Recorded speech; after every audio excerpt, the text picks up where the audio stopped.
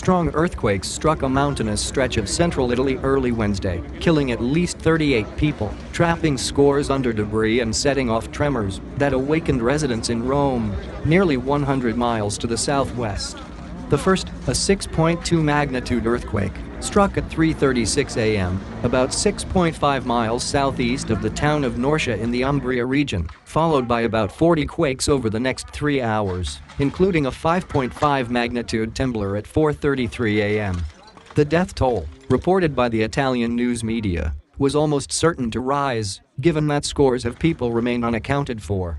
The authorities said the first quake was comparable in intensity to a 2009 earthquake in the Abruzzo region of central Italy that killed more than 300 people.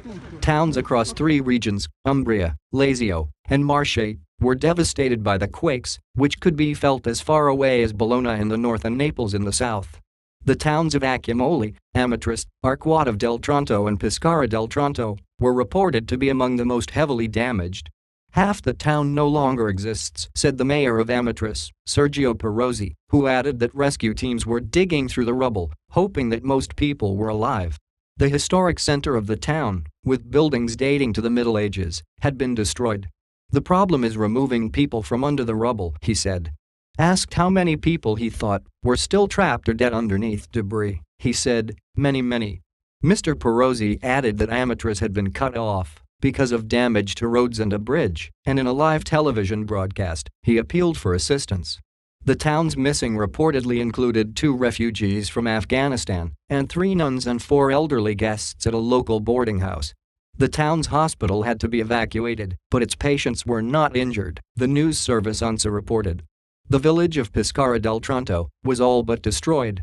When I arrived at the break of day, I saw a destroyed village, screams, death. Bishop Giovanni d'Ercole of Ascoli Piceno, who visited the village, told Vatican Radio.